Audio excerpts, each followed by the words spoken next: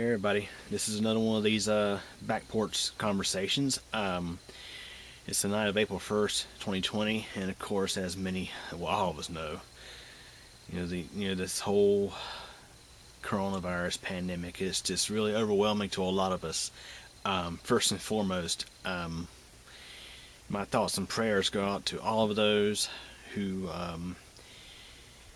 to anybody who's lost their job, or anybody who has been deemed an essential employee, or especially in the case of employees who are working in at-risk environments like retail stores, doing a huge service for the rest of us. My thoughts and prayers go out to all of you guys, and also my thoughts and prayers go out to all of those um, who are actually battling this coronavirus head on. I mean, they actually have it. Whether they're sitting at home, recovering from it, or if you're in the hospital.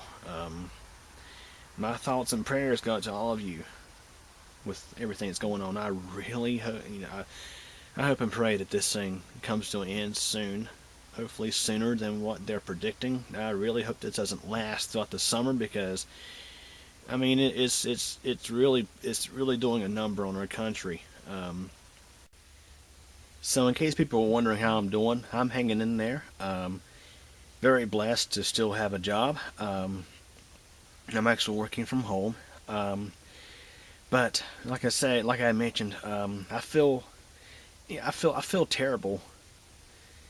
That so many people have either lost their jobs or been laid off, or just struggling to just figure out this whole thing with coronavirus. And to be honest, I'll be honest. I've been mostly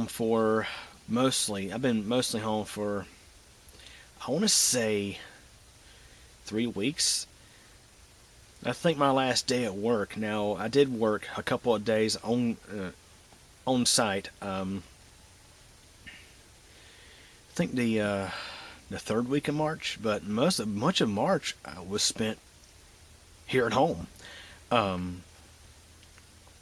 And when I sit at home, I think about things a lot.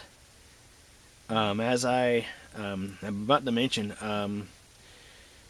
I guess I could say I'm a critical thinker. I tend to overthink stuff, and when I get latched on things, literally latched on thoughts, I can't unlatch from them. I just keep thinking about stuff. And to start this off, let me take a moment to introduce myself to you, in case you are somebody who does not really know me. So I'm 28 years old, going on 29 years old. I'm actually on the autism spectrum. I was diagnosed with high-functioning autism when I was just about 4 years old. I was born 8 weeks early, just weighed 2.5 pounds, 13 inches long, and spent quite a bit of time in the NICU before I was released to come home. And I can say that God has had a purpose for me.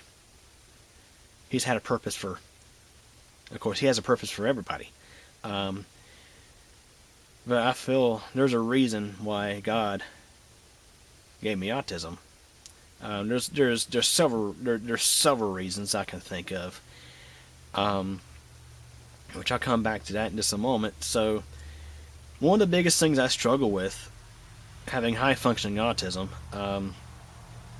is social interaction. It's something that can be very awkward to me.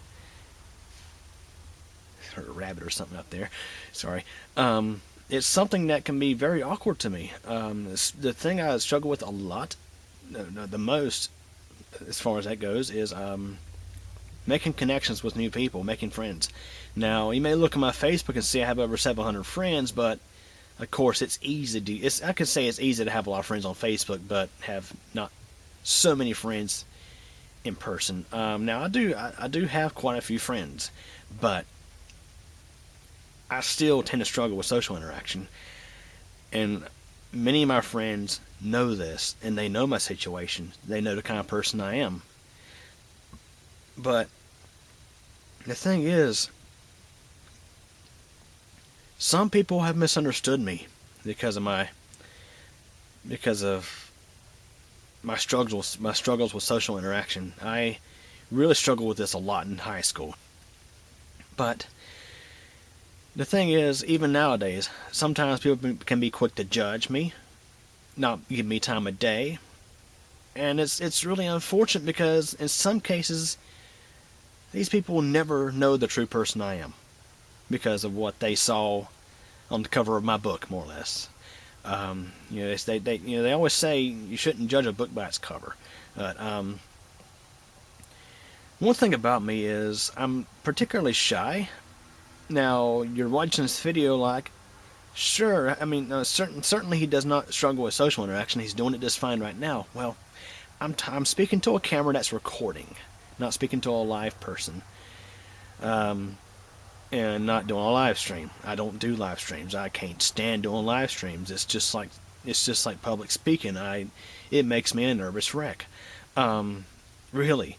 I'm the kind of person who generally does not get out very often to go places aside from going to work or going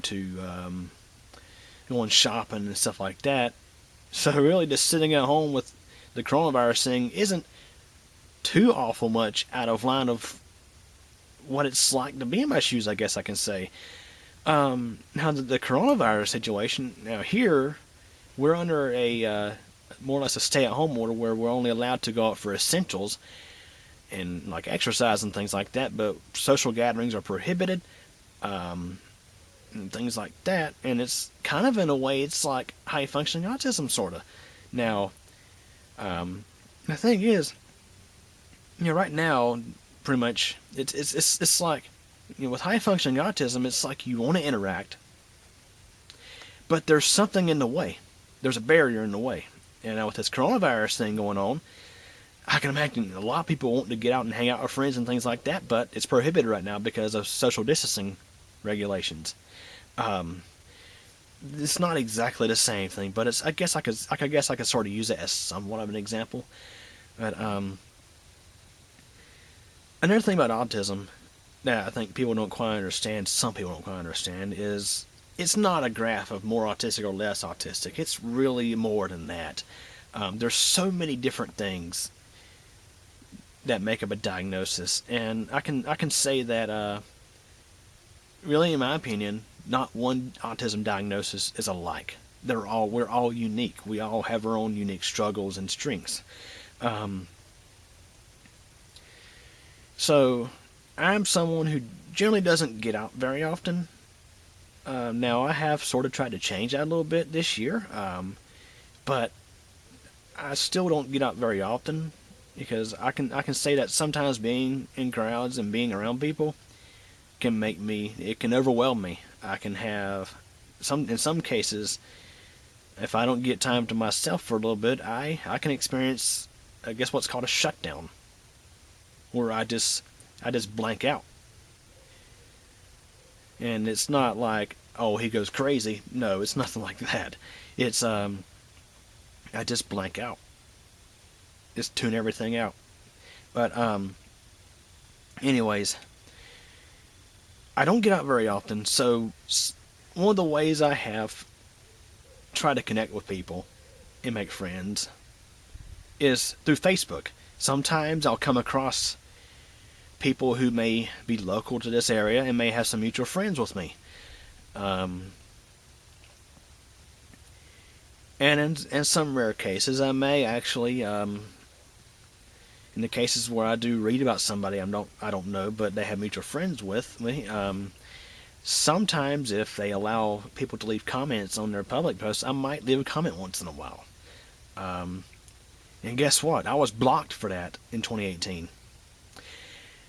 The first comment I left earlier in that year, the person actually liked my comment, and I mentioned who I was and how I found the person, but later that year I guess they forgot who I was and just blocked me. But it's like, I guess I can say for someone who's neurotypical, it's just blowing off, say it's their loss. But sometimes, for people in my situation, it's like it hits hard in a way because for someone like me, I try so hard sometimes to fit in, just fit in, and sometimes people just don't understand that. They just think they may interpret me as being weird or different or just odd. Now I am different, but for example, this person, they probably never knew that I have autism. They probably never knew that I struggle with social interaction because I'm sure if they did, they probably would have reacted much differently. Because I honestly think they're a better person than that. But it is what it is. Um, and it's why I can't stress it enough that um, anytime you interact with somebody, or not even just interact with somebody, just think about what you don't know about somebody. I'm just one example. I'm afraid that there's been many cases where people have misunderstood me and they didn't give me the time of day, and just they may never know they may never actually know my situation.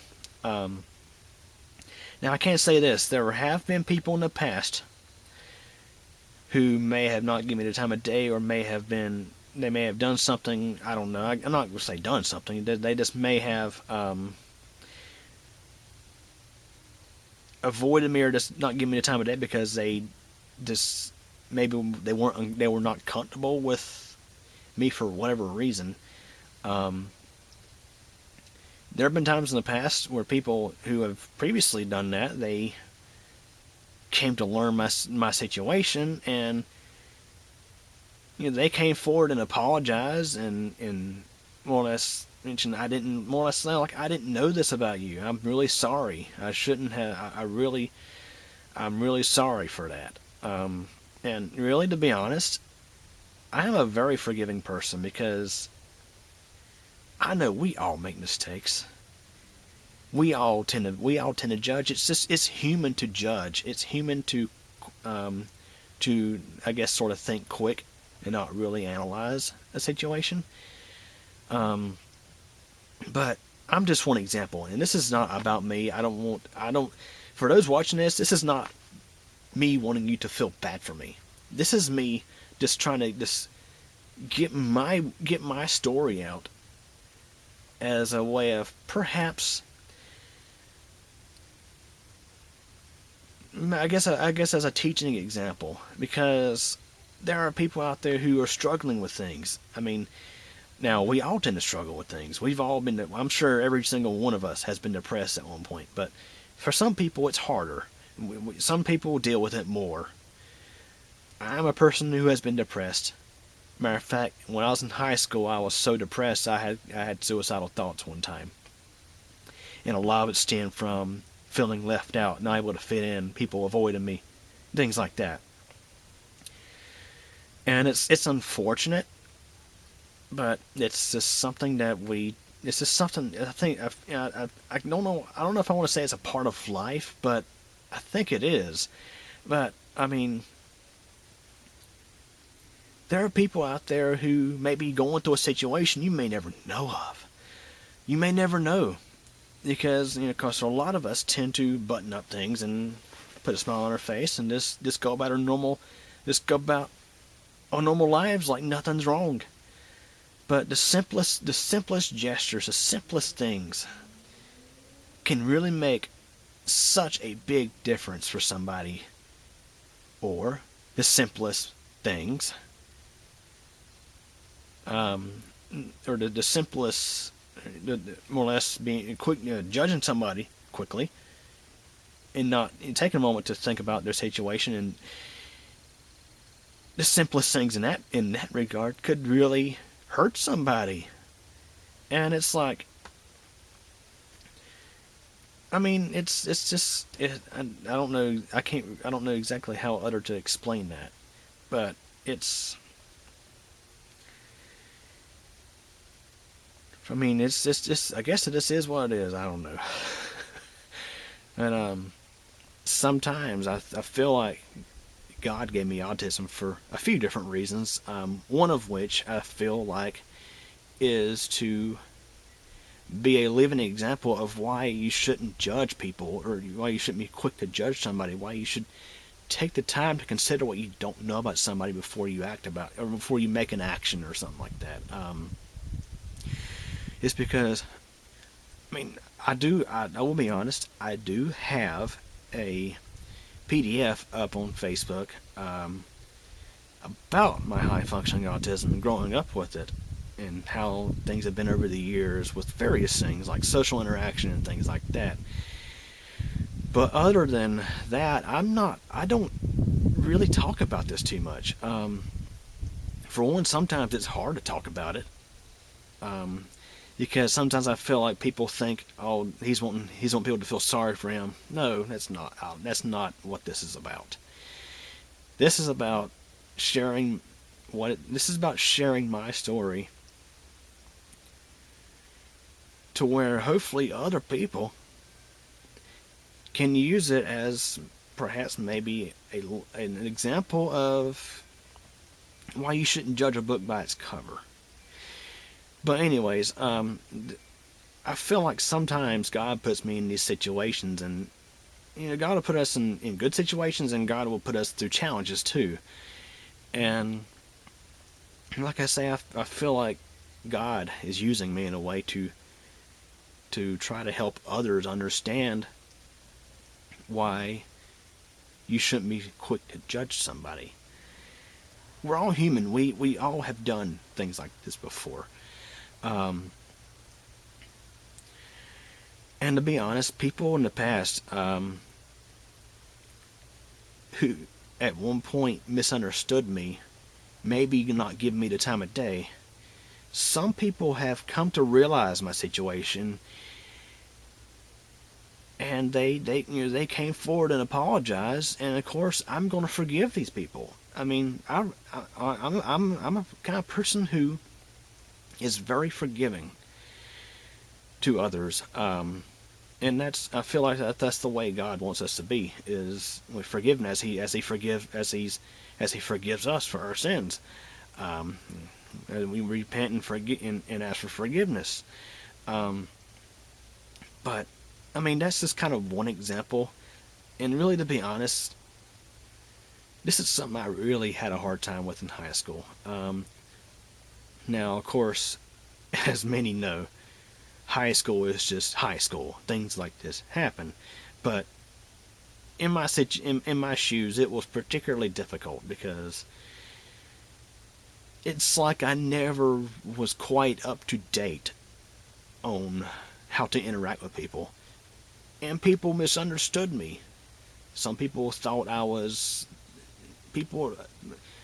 some people got uncomfortable because they felt like I stared at them. Well, I mean, to be honest, I was really just trying to get an idea of how to interact, because I felt like I didn't understand quite how to do it. Now, my personal situation is really just one example, because I'll be honest, lots of people, and sometimes, I mean, you may never realize it, but lots of people are going through various things, going through various situations. They could be suffering from depression, stress, anxiety, or loss of a job, loss of a loved one. And right now, with this whole coronavirus thing going on, a lot of people are confused, or just they're not sure of what to think of the whole thing, and it's why it's like this. Always be kind. Always, like I say, always be kind. Always consider. Keep in mind what you may not know about a person. Try not to be so quick to judge somebody. Because, I mean, you just never know what kind of situation somebody could be going through, or you may never know something about somebody. We should all